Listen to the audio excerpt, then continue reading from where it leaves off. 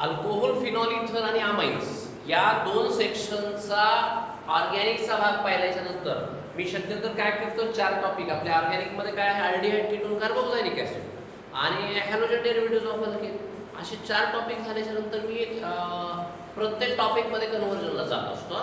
पण आता आज मी एक सॅम्पल किंवा एक एक्झाम्पल घेतो की आपल्याला कन्व्हर्जन कुठल्या टॉपिकमधून कुठे जाता आलं पाहिजे. आणि हे जेव्हा ज्याला जमलं तेव्हा ऑर्गॅनिक केमिस्ट्री त्याच्यासाठी बिलकुल अवघड नसते. तर आज एक एक्झाम्पल म्हणून 2च टॉपिक तयार झालेत, आपला अल्कोहोल, फिनॉल, इथर आणि आता अमाइन्स. या 2 टॉपिकच्या आधारे थोडंसं आपण मागे जाऊया. काही गोष्टी रिॲक्शनची एखादी झाली नसेल तर हरकत नाही. बघा, एका कन्व्हर्जनमध्ये मी जर विचार केला तर आता एक आधी रफली सांगतोय. Methane 1, methyl chloride 2, ethane 3, ethyl bromide 4, ethyl amine 5, ethyl alcohol 6, acetaldehyde 7, acetic acid 8, ammonium acetate 9, acid amide 10, methyl amine 11, ethyl amine 12, methyl isocyanide 13, ethyl isocyanide 14, dimethyl amine 15, ethyl methyl amine 16, dimethyl nitrosoamine 17, ethyl methyl nitrosoamine. किमान एवढे product नाही तर आणखी मी 7-8 product तयार दाखवले असते, पण आता बोर्डवर एवढा भाग आहे. एक प्रामुख्यानं लक्षात ठेवायचं की कुठलंही कन्व्हर्जन ऑर्गॅनिकमध्ये अवघड नाही. खूप साऱ्या विद्यार्थ्याला रिॲक्शनमध्ये अडचणी जातात, लक्षात राहत नाहीत. म्हणून आता आजचा हा जो पॉइंट आहे हा सिम्प्लिफाईड फॉर्ममध्ये, अमाइन्सही मी 2दा वापरले त्या कन्व्हर्जनमध्ये. आता या कन्व्हर्जनचा वापर करत असताना प्रामुख्यानं एक कन्व्हर्जन नाही, ह्याच्यावरती तुम्ही किमान 2 तास अभ्यास करू शकता. किमान 2 तास तर कसंही करू शकता. का बरं? तुम्ही एका कन्व्हर्जनला एका स्वरूपात पाहायचंच नाही.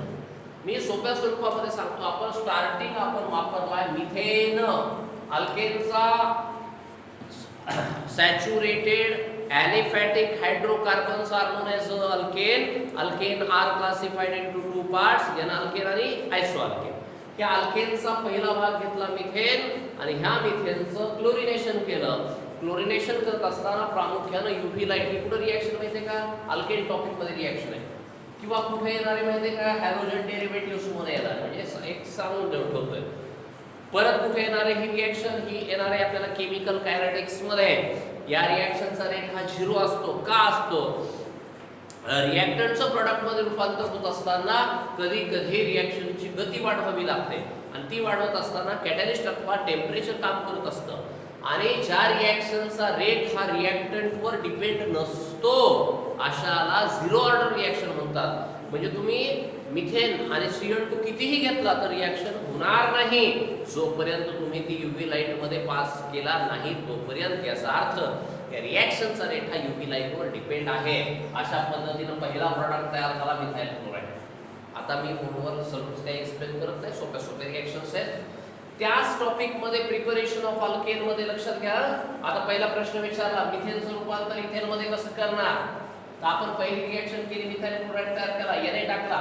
आठवतं का? बघा, हा Cl3, हा Cl, हे ट्वाइस Na प्लस हा Cl, हा CH3, हा गेला 2 NaCl आणि CH3 आला हा इथेन.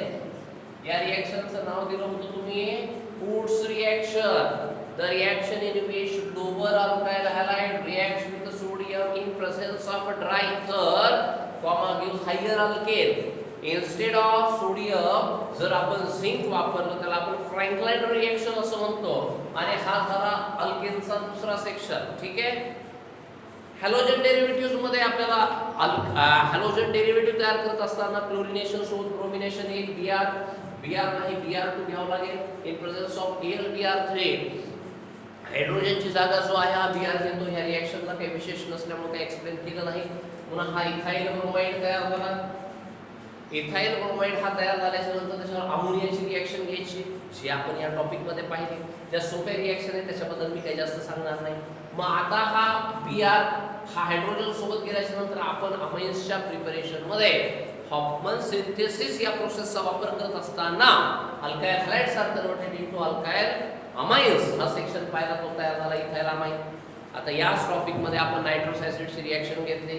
जर कोणाला आठवत नसेल तर परत एकदा रिपीट सांगतो. तो सी हा बघा इथाइल अमाइन, हा CH3, हा CH2, हा NH2. नायट्रस ॲसिड काय सांगितलं, नायट्रस ॲसिड हा स्टोअर करून ठेवता येत नसतो. जेव्हा पाहिजे तेव्हा तो वापरावा लागतो. उदाहरण दिलं होतं, भात जर आपल्याला पाहिजे असेल तर तांदूळ पाणी कुकरमध्ये टाकून शिजवून घेता येतं, तसं तो स्टोअर करता येत नाही. म्हणून Na2 आणि HCl कोल्ड कंडिशनमध्ये 273 ते 278 केल्विन या टेम्परेचरला ही रिॲक्शन होते. आणि आपण त्याला लिहित असताना हो आणि नो असं लिहिलं. रिॲक्शन पाठ कशी करायची नाही, ॲज इट इज. हा गेला. ही डिस्टिंग्विश टेस्ट होते. प्रायमरी अमाइनचा अल्कोहोल तयार होतो, N2 गॅस बाहेर पडतो H2O. तसं तुम्ही इथे अल्कोहोल तयार. ठीक आहे. आता अल्कोहोल पर्यंतच्या भागामध्ये समाविष्ट होत असताना आपण अमाइन तयार केला आणि अमाइनवर रिॲक्शन पण झाली. रिव्हिजन कसं होत असतं लक्षात घ्या ना. आता काय झालं, हा इथाइल अल्कोहोल तयार झाला, हा स्पिरिट तयार झाला. हा ज्याच्यामध्ये आपण त्याला स्पिरिटमध्ये मिथाइल अल्कोहोल आणि इथाइल अल्कोहोलमध्ये असं म्हणूया, हा ग्रेन स्पिरिट आहे, म्हणजे तो धान्यापासून तयार होतो. आणि मिथाइल अल्कोहोल जो आहे हा वूड स्पिरिट आहे, हा लाकडाच्या सालीपासून तयार होतो. इथाइल अल्कोहोल हा नॉन टॉक्सिक आहे, मेडिसिनमध्ये औषधाचा वापर केला जातो. मिथाइल अल्कोहोल टॉक्सिक आहे आणि इट कॉजेस, म्हणजे थोडं जरी कन्झम्पशन त्याचं झालं तर आपलं ब्लाइंडनेस, डोळ्यावर परिणाम होतो आणि डेथ देखील होते. असा मिथाइल अल्कोहोल टॉक्सिक. आता आपल्याकडे आहे इथाइल अल्कोहोल. मी एकदा जरी सांगितलेलं असेल तर परत एकदा रिपीट सांगतोय. हा CH3, हा CH2 आणि हा OH. OHच्या कार्बनला जोडलाय तो अल्फा. याचं ऑक्सिडेशन केलं आणि याचं ऑक्सिडेशन करत असताना K2Cr2O7 प्लस डायल्यूट H2SO4 हा वापरला. ऑक्सिडेशनचं वैशिष्ट्य असतं, ऑक्सिजन हा अल्फा हायड्रोजन कडे जातो. हा अशा पद्धतीने इथं आला आणि हा तयार झाला CH3, हा COH, हा OH आणि हा H. सेकंडरीकडे एक अल्फा हायड्रोजन असतो, तो ऑक्सिडेशन देतो, पण टर्शरीकडे अल्फा हायड्रोजन नसल्यामुळे तो सहजासहजी ऑक्सिडेशन देणार नाही. आता आपल्याकडे कन्सेप्ट काय, एका कार्बनवर 2 OH आले ते कधी स्टेबल होत नसतात आणि म्हणून एका कार्बनवर आलेले हे 2 OH हा H2O बाहेर टाकतात आणि हा तयार झाला कार्बन आणि ऑक्सिजन. हा CH3, हा C डबल बॉन्ड O, हा H. ही रिॲक्शन आपल्याला रिपीट अल्कोहोलमध्ये एकदा झाली होती. आता अल्डिहाइड कीटोनमध्ये कार्बोक्सिलिक ॲसिडमध्ये येणार आहे. हा तयार झाला ॲसिटल्डिहाइड, हे पाहिला ॲसिटल्डिहाइड. त्याचं काय केलं, ऑक्सिडेशन. त्याचं ऑक्सिडेशन केलं, हा ऑक्सिजन इथं आला आणि हा तयार झाला ॲसिटिक ॲसिड. ठीक. मग आता आपण हे रिॲक्शनचं फॉर्मॅट लक्षात घेत असताना प्रामुख्यानं ज्या पद्धतीनं आलो तिथं लक्षात घ्या. कुठपर्यंत आलो आपण, ॲसिटिक ॲसिड, इथेनॉइक ॲसिड, ज्याच्यामध्ये विनेगार 6 ते 10% विनेगार आहे, असा तो ॲसिटिक ॲसिड तयार केला. आता या प्रोसेसमध्ये लक्षात घ्या काही इथं मी प्रॉपर्टी दाखवल्या तुम्हाला. आता यामध्ये हा जो ॲसिटिक ॲसिड तयार झाला याच्यावर अमोनियाची रिॲक्शन हे आपल्याला मागच्या एका सेक्शनमध्ये रिपीट झालेली आहे. हा ॲसिड आहे, हा बेस आहे. ॲसिड आणि बेस पासून तो सॉल्ट तयार झाला आणि हा सॉल्ट म्हणजे अमोनियम ॲसिटेट. हा परत भाग कुठे येणार आहे माहिती आहे का, हा भाग येणार आहे आपल्याला आयोनिक इक्विलिब्रिया नावाच्या टॉपिकमध्ये. आयोनिक इक्विलिब्रियामध्ये ॲसिड आणि बेस हे एक्सप्लेन करत असताना ॲरिडियसनं त्याचं क्लासिफिकेशन 2 भागामध्ये केलं. एकाला स्ट्रॉंग ॲसिड नाव दिलं, एकाला वीक ॲसिड नाव दिलं. जो लवकरात लवकर आणि जास्तीत जास्त H+ आयन पाण्यामध्ये देतो तो स्ट्रॉंग ॲसिड. जो कमीत कमी उशिराने आणि अतिशय कमी संख्येने H+ आयन देतो तो वीक ॲसिड. आणि सॉल्ट तयार करत असताना एक फार महत्त्वाचा कन्सेप्ट आहे, हा वीक ॲसिड आहे, हा वीक बेस आहे आणि म्हणून अमोनियम ॲसिटेट हा जो तयार झाला हा अमोनियम ॲसिटेट हा वीक ॲसिड आणि वीक बेस पासून तयार झालेला सॉल्ट आहे. कुठे येणार आहे परत आठवण करून देतो. आयोनिक इक्विलिब्रिया खूप महत्त्वाचा टॉपिक आहे, तेव्हा तो आपल्याला त्याला तुम्ही हिट केलं, त्या सॉल्टला हिट केल्याच्यानंतर त्याच्यातून H2O बाहेर जातो, -H2O म्हणजे काय, डिहायड्रेशन. पॉइंट आला की लक्षात ठेवायचं. The removal of water is non as a dehydration. Concentrated HCl, concentrated H2SO4 चा वापर हा डिहायड्रेटिंग एजंटसाठी केला जातो. त्यासोबतच आपण P2O5 हा देखील डिहायड्रेटिंग एजंट वापरतो. त्यासोबतच कॉन्सन्ट्रेटेड HCl आणि अनहायड्रोज HCl2 हा ल्युकास रिएजंट देखील वापरतो. एक प्रामुख्यानं लक्षात ठेवायचं Al2O3 623 केल्विन हा पण डिहायड्रेटिंग एजंट आहे. म्हणजे पॉईंट आला की लक्षात ठेवायचं. त्यानंतर हा कोणाला या टॉपिकमध्ये खूप छान आपण अभ्यास केलेला आहे असा हा आहे ऍसिड अमाइड. आणि ह्या ऍसिड अमाइड मध्ये तुम्हाला दोन प्रकारच्या रिएक्शनचा समावेश केला. एक आपण याचं डायरेक्ट रिडक्शन केलं NiAnH4 तर हा केवळ ऑक्सिजन जातो आणि कार्बनची संख्या तितकीच असणारा अमाइन तयार. आणि जर आपण Br2 आणि अल्कोहोलिक KOH चा वापर केला वरच्या रिएक्शन मध्ये तर हा ग्रुप निघून जातो. ऍसिड अमाइडच्या ह्या कन्व्हर्जन मध्ये कमी कार्बन असणारा अमाइन तयार होतो. याला हॉफमन्स डिग्रेडेशन रिएक्शन असतं. आधी आपण तो मॅप कंप्लीट करून मग चर्चा करू. मग इथे मिथाइल अमाइन तयार झालं, इथे इथाइल अमाइन तयार. आताच आपण मागच्या सेक्शन मध्ये एक महत्त्वाची रिएक्शन पाहिली कार्बाइल अमाइन रिएक्शन, ज्यामध्ये प्रायमरी अमाइन हा क्लोरोफॉर्म म्हणजे CHCl3 सोबत अल्कोहोलिक KOH सोबत रिएक्शन देऊन अल्काइल आयसोसायनाइड्स म्हणजे कार्बाइल अमाइन ज्याचा ओडर हा वेगळ्या प्रकारचा असतो असा कंपाऊंड तयार होतो, त्याला आपण कार्बाइल अमाइन टेस्ट. मग इथे कोण तयार झाला? इथे हे प्रायमरी अमाइन्स आहेत, निश्चित स्वरूपामध्ये आहेत.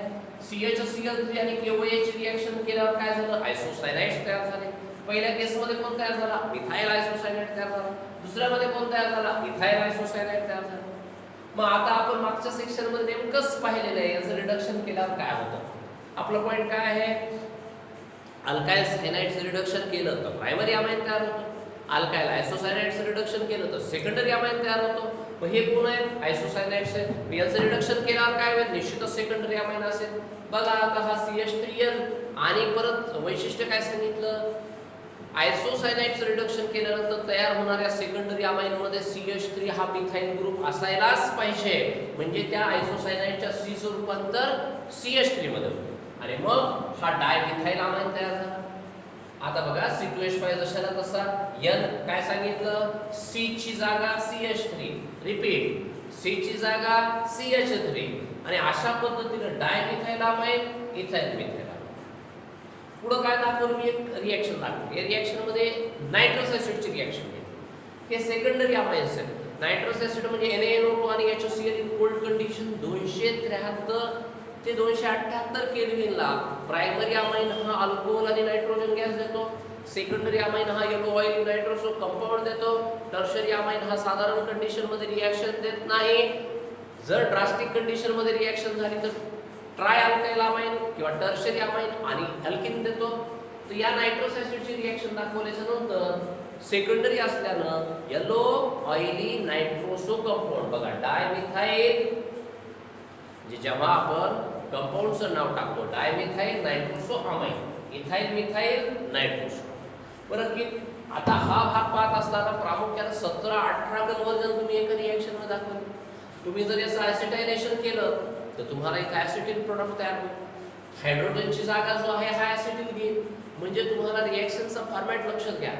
या रिएक्शन मध्ये तुम्हाला हा भाग समजा तुम्ही याच्यावर HCl ची रिएक्शन केली तर इथे तर तुम्हाला तयार होणारा जो पार्ट असेल डायमिथाइल अमोनियम क्लोराइड असेल. H2O ची रिएक्शन केली तर डायमिथाइल अमोनियम हायड्रॉक्साइड असेल. आणि अशा पद्धतीने बोर्डवर दिसतायत 17 कन्वर्जन. त्याच्या पुढे मी 5-6 प्रोडक्ट दाखवले. म्हणजे एका छोट्याशा भागापासून असंख्य रोड मॅप्स जे आहेत ते तयार होतात आणि ज्यांचा अभ्यास चांगला झाला त्याला हे इतकं सोपं जातं. ज्या वेळेला NCERT, CBSE, नीट, JEE कॉर्नरला आपण जायचा विचार करतो, याच्यातला कुठलाही पॉईंट घेतला तर किमान आपल्याला 10 मिनिटं तरी माहिती देता आली पाहिजे असा आपल्याला भाग लक्षात ठेवायचा. कुठलाही पार्ट म्हणजे तुम्ही ऍसिटामाइड घेतला किंवा ऍसिटिक ऍसिड घेतला किंवा ऍसिटाल्डिहाइड घेतला तर हा भाग प्रामुख्याने तुम्हाला लक्षात ठेवायचा. आता आपला टॉपिक झालेला नाही पण हा ऍसिटाल्डिहाइड समजा घेतला 2 कार्बन असणारा हा ऍसिटाल्डिहाइड आहे. त्याचं आयोगीय नाव इथेनॉल आहे. इथेनॉल AL तो इथेनॉल पासून तयार झाला, ऑक्सिडेशन तयार झाला. K2Cr2O7 आणि डायल्यूट H2SO4 ऑक्सिडेशन केलं. ॲसिटल्डिहाइड हा अतिशय महत्त्वाचा रिॲक्शन देतो. त्यामध्ये अल्डॉल कंडेन्सेशन नावाची रिॲक्शन आहे. का देतो तो? कारण त्याच्याकडे अल्फा हायड्रोजन आहे म्हणून तो रिॲक्शन देतो. एक उदाहरण दिलं, सॅम्पल. म्हणून अशा प्रकारच्या रिॲक्शन्स जेव्हा आपल्याला जमायला लागतील त्यावेळेला आपला एक कॉन्फिडन्स डेव्हलप होतो आणि ऑर्गॅनिक केमिस्ट्री जी आहे ही सहजपणे मॅथमॅटिक्स प्रमाणे आउट ऑफ मार्क घ्यायला ही अतिशय मदत करते. असा एक भाग जो आहे हा पूर्ण सेक्शन स्टॉप करून तुम्ही व्यवस्थित पहा किती कन्वर्जन झाले. याच्यावर मी आणखी 1 तासही बोललो तरी कमी पडेल इतका हा सेक्शन आहे. व्यवस्थित स्टॉप करून पाहायचं. उर्वरित जो भाग आहे हा मी पुढच्या सेक्शन मध्ये, जवळपास आता आपला अमाइन्स हा सेक्शन कंप्लीट होत आलेला आहे. उर्वरित भाग आपण नंतर